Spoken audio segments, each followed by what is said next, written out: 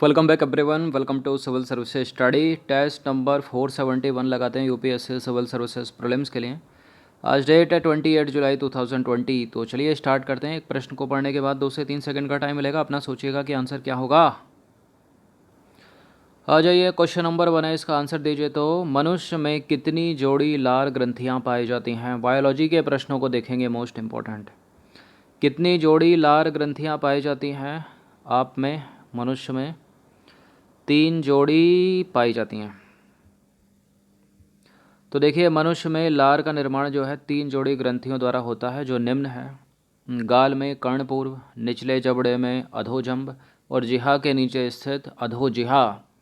इन ग्रंथियों की सहायता से लार जो है मुख गुहा में पहुंचती है और लार की मदद से दांत और जिह्वा भोजन को अच्छी तरह चबाने और मिलाने का कार्य करती है। क्वेश्चन नंबर 2 पर आ जाइए। यकृत जो है ना, वो मानव पाचन तंत्र का महत्वपूर्ण अंग है, जिसको बोलते हैं इंग्लिश में लिवर। सबके पास होगा आपके। इसके बारे में निम्नलिखित कथनों पर विचार करना है। 2 स्टेटमेंट है यहाँ पर, बताना कि इनमें से कौन सा करेक्ट है।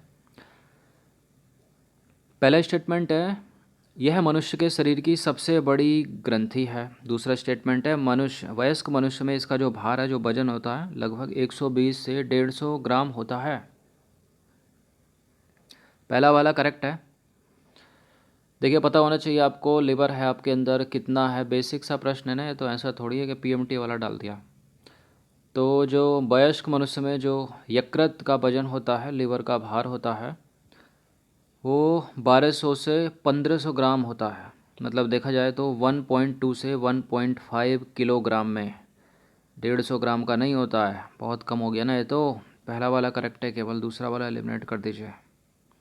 तो कथन एक सही है, 2 गलत है। वयस्क मनुष्य में यकृत का जो वजन है 1.2 से 1.5 किलोग्राम होता है, यानी 1200 से 1500 ग्राम के बीच में, ना कि 120 से 150 ग्राम के बीच में। होता कहाँ पर है ये? यह उदर के मध्य पट के ठीक नीचे स्थित होता है। इसकी 2 पालियाँ होती हैं। यकृत पालिकाएँ जो हैं, यकृत की संरचनात्मक और कार्यात्मक इकाइयाँ हैं, जिनके अंदर यकृत कोशिकाएं रज्जु की तरह व्यवस्थित रहती हैं और प्रत्येक पालिका संयोजी ऊतक की पतली परत से ढकी होती है, जिसको क्या बोलते हैं? ग्लिंसस कैप्सूल उसको बोलते हैं। पढ़ा था हमने एमएससी में। क्वेश्चन नंबर 3 पर आ जाइए। टाइलिन एंजाइम से रिलेटेड कुछ स्टेटमेंट है यहाँ पर। टाइलिन एंजाइम से रिलेटेड दो स्टेटमेंट है यहाँ पर। पहला स्टेटमेंट कौन सा है? यह स्टार्च के पाचन का कार्य करता है। दूसरा स्टेटमेंट है, यह भोजन को अम्लीय माध्यम प्रदान करता है। देखिए, टाइलिन एक स्टार्च को पचाने वाला एंजाइम है, करेक्ट है पहला वाला स्टेटमेंट। 6.8 इसका पीएच होता है, तो ये भोजन को क्षारीय माध्यम प्रदान करता है, अम्लीय माध्यम प्रदान नहीं करता है। तो गलत है दूसरा वाला स्टेटमेंट, केवल एक करेक्ट है यहाँ पर। तो देखिए, टाइलिन एंजाइम को लार एमाइलेज भी कहते हैं और यह जो एंजाइम है मुख गुहा में पाया जाता है। इसके द्वारा लगभग 30% स्टार्च का द्विशर्करा माल्टोज में अपघटन होता है, इसलिए करेक्ट है पहला वाला स्टेटमेंट। 6.8 पीएच मान पर टाइलिन जो है एंजाइम की सक्रियता प्रारंभ होती है इसकी, जो कि क्षारीय माध्यम को दर्शाता है, ना कि अम्लीय माध्यम को। तो गलत है दूसरा वाला स्टेटमेंट। नंबर 4 पर आ जाइए। लार में उपस्थित लाइसोजाइम एंजाइम क्या करता है? वो जीवाणुओं के संकरण को रोकता है, भोजन के ग्रसिका में प्रवेश को नियंत्रित करता है, स्टार्च को माल्टोज में परिवर्तित करता है, या फिर भोजन के पाचन में सहायता करता है। क्या करता है? प्रोटीन के पाचन में सहायता करता है। देखिए, इसका काम है, लाइसोजाइम का काम है जीवाणुओं के संकरण को रोकना, ऑप्शन नंबर ए। तो लाइसोजाइम का जो काम है, भोजन के जीवाणुओं के संकरण से रक्षा करता है। और लाइसोजाइम प्रोटीन पाचक एंजाइम नहीं है और ना ही ये स्टार्च पर कोई क्रिया करता है। क्वेश्चन नंबर 5 पर आ जाइए। चार स्टेटमेंट है यहाँ पर, बताना कि इनमें से कौन सा करेक्ट है। पहला स्टेटमेंट है, पित्त का स्राव यकृत की कोशिकाओं द्वारा होता है। और दूसरा स्टेटमेंट है, पित्त में बिलिरुबिन और बिलिवर्डिन नामक पित्त वर्णक पाए जाते हैं। पित्त जो है वो प्रोएंजाइम पेप्सिनोजन को सक्रिय करता है और पित्त वसा के पाचन में सहायता करता है। बताइए। देखिए, करेक्ट है पहला वाला स्टेटमेंट। पित्त का जो स्राव है वो यकृत की कोशिकाओं से होता है। अगर यहीं होता, अग्नाशय से होता है तो गलत है, लेकिन अभी करेक्ट है ये।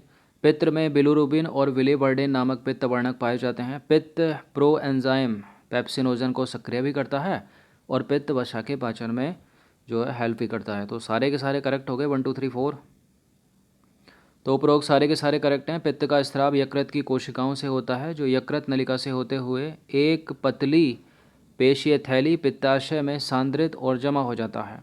पित्त में बिलिरुबिन और विलिबर्डिन नामक पित्त वर्णक पाए जाते हैं और इसके अलावा पित्त में लवण भी मिलेगा, कोलेस्ट्रॉल भी होगा, फास्फोलिपिड भी पाए जाते हैं। लेकिन पित्त में जो है कोई एंजाइम नहीं होता है, याद रखिएगा इस चीज़ को। पित्त जो है वो लाइपेज एंजाइम को सक्रिय करता है और प्रो एंजाइम पेप्सिनोजन हाइड्रोक्लोरिक अम्ल द्वारा आमाशय में सक्रिय पेप्सिन में बदलता है। पित्त जो है वो वसा के इमल्शीकरण में मदद करता है और उसे बहुत छोटे छोटे मिसेल कणों में तोड़ देता है। इमल्शीकरण मतलब उसका जो है पाचन करता है। क्वेश्चन नंबर 6 पर आ जाइए। निम्नलिखित कथनों पर विचार करना है। 2 स्टेटमेंट है यहाँ पर। पहला स्टेटमेंट है, अवशोषण जो है, अवशोषण वह प्रक्रिया है जिसमें पाचन से प्राप्त उत्पाद यांत्रिक म्यूकोसा से निकलकर रक्त या लसिका में प्रवेश करते हैं। स्वांगीकरण अवशोषित पदार्थों के ऊतकों द्वारा उपयोग की प्रक्रिया है। बिल्कुल करेक्ट है दोनों के दोनों स्टेटमेंट, सी है इसका आंसर। ऐसा प्रश्न अगर रखेगी यूपीएससी तो नहीं करेगी उसको, दोनों के दोनों स्टेटमेंट करेक्ट ही देगी।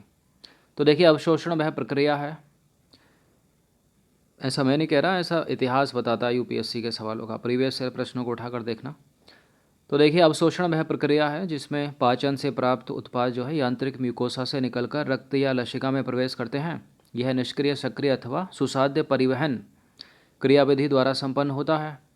जैसे ग्लूकोज एमिनो अम्ल की अल्प मात्रा सरल विषरण प्रक्रिया द्वारा रक्त में पहुंच जाती है, तो कुछ मात्रा जो है वाहक प्रोटीन की मदद से अवशोषित भी होती है। स्वांगीकरण अवशोषित पदार्थों के ऊतक द्वारा उपयोग की जो है एक प्रक्रिया है। क्वेश्चन नंबर 7 पर आ जाइए। निम्नलिखित कथनों पर विचार करना है। पहला स्टेटमेंट है, बड़ी आंत में कोई महत्वपूर्ण पाचन क्रिया नहीं होती है। आपके एब्डोमेन में 2 आंत होती हैं, बड़ी आंत और छोटी आंत। स्मॉल इंटेस्टाइन, लार्ज इंटेस्टाइन पढ़ा होगा बचपन में साइंस में। तो बड़ी आंत में कोई महत्वपूर्ण पाचन क्रिया नहीं होती क्या? और दूसरा स्टेटमेंट है, बड़ी आंत बिना पचे खाद्य कणों को शरीर से बाहर निकालने में सहायता करती है। बिल्कुल ये करेक्ट है। भोजन का पाचन वैसे मेनली छोटी आंत में होता है। करेक्ट है दोनों के दोनों स्टेटमेंट। तो बड़ी आंत में जल, कुछ खनिजों और औषधियों का अवशोषण होता है और बड़ी आंत में कोई महत्वपूर्ण पाचन क्रिया नहीं होती है। करेक्ट है पहला स्टेटमेंट। बड़ी आंत द्वारा श्लेष्म का स्राव किया जाता है, जो बिना पचे मतलब जो अपचित उत्सर्जी पदार्थ होते हैं, कण होते हैं, उनको चिपकाती है और स्नेहक होने के कारण उनका जो है बाह्य निष्कासन में जो है मदद करती है, हेल्प करती है। क्वेश्चन नंबर 8 पर आ जाइए। निम्नलिखित कथनों पर विचार करना। 3 स्टेटमेंट है यहाँ पर, बताने के इनमें से कौन सा करेक्ट है। पहला स्टेटमेंट है, स्तनधारियों में केवल मनुष्य ही एकमात्र प्राणी है जिसके जीवन काल में 2 बार दांत आते हैं। अच्छा जी। दूसरा स्टेटमेंट है, दांतों की कठोर सतह इनेमल की बनी होती है। और तीसरा स्टेटमेंट है, वयस्क मनुष्य में 3 प्रकार के दांत पाए जाते हैं जिनकी कुल संख्या 32 है। क्या आपके दांत? बिल्कुल, देखिए दांतों की संख्या तो 32 होती है, लेकिन मनुष्य में 3 प्रकार के दांत नहीं, मनुष्य में 4 प्रकार के दांत पाए जाते हैं। इंसीजर, कैनाइन, प्रीमोलर और मोलर, जिनको बोलते हैं कृंतक, रदनक, अग्रचयवर्णक और वर्णक। दांतों की कठोर सतह इनेमल की बनी होती है। ये तो एसएससी और बैंक का फेवरेट प्रश्न है, बहुत पूछते हैं इसको, इसी लाइन को, केवल दूसरी वाली को। स्तनधारियों में केवल एकमात्र प्राणी मनुष्य नहीं है, दूसरे स्तनधारियों में भी जीवन काल में उनके भी 2 बार दांत आते हैं। तो गलत है, पहला वाला स्टेटमेंट गलत है। तीसरा वाला स्टेटमेंट सही है, केवल दूसरा वाला स्टेटमेंट। तो इसका आंसर हो जाएगा ऑप्शन नंबर बी। तो देखिए, कथन एक सही नहीं है। मनुष्य सहित अधिकांश स्तनधारियों के जीवन काल में 2 तरह के दांत आते हैं, अस्थायी दांत समूह अथवा दूध के दांत जिनको बोलते हैं, जो वयस्कों में स्थायी दांतों से प्रतिस्थापित हो जाते हैं। इस तरह की जो दंत व्यवस्था है उसको द्विबार दंती कहते हैं। ये दूसरे स्तनधारियों में पाई जाती है और मनुष्य में तो पाई जाती ही है। दूसरा वाला सही है, क्योंकि वयस्क मनुष्य में, दूसरे में क्या था, हाँ दूसरा तो कठोर इनेमल वाला है ना, तो दूसरा भाई कठोर इनेमल वाला है। चलिए इसको एक्सप्लेनेशन पे ध्यान दीजिए, प्रिंटिंग मिस्टेक हो गई है। तो देखिए, मनुष्य, वयस्क मनुष्य में जो है 4 प्रकार के दांत पाए जाते हैं, 3 प्रकार का था वहाँ पर, इसलिए गलत था। और कुल दांतों की संख्या 32 होती है। ये 4 प्रकार के दांत कौन से हैं? कृंतक है, रदनक है, अग्रचर्वणक और चर्वणक। इनको बोलते हैं, कृंतक को क्या बोलते हैं? कृंतक को बोलते हैं इंसीजर, रदनक को बोलते हैं कैनाइन, और अग्रचर्वणक को बोलते हैं प्री मोलर, मतलब प्री मोलर, पीएम का मतलब, और चर्वणक को बोलते हैं मोलर। याद रखना, याद होगा भी। इनेमल से बनी दांतों की चबाने वाली कठोर सतह जो है भोजन को चबाने में मदद करती है। इनेमल की बनी होती है वो। क्वेश्चन नंबर 9 पर आ जाइए। निम्नलिखित युग्मों पर विचार करना। एक तरफ है सूची 1, सूची 2। सूची 1 में एमाइलेज है, लाइपेज है और ट्रिप्सिन है। एमाइलेज के सामने वसा का पाचन, लाइपेज के सामने स्टार्च का पाचन, ट्रिप्सिन के सामने प्रोटीन का पाचन। बताइए इनमें से कौन सा सही सम्मिलित है। देखिए जो एमाइलेज है ना, एमाइलेज वो स्टार्च का पाचन करता है, अभी था ना उसमें एक एक्सप्लेनेशन में।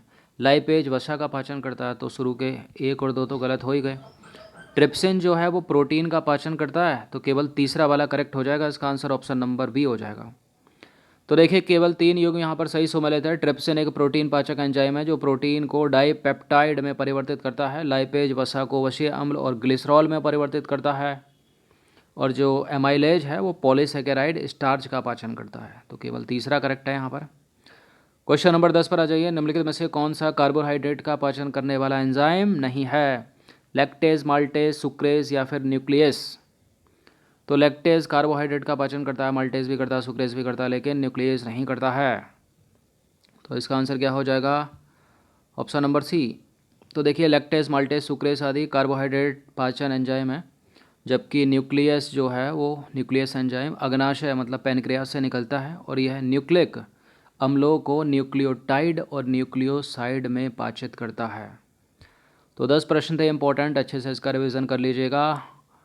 इम्पॉर्टेंट है यूपीएससी के लिए। धन्यवाद।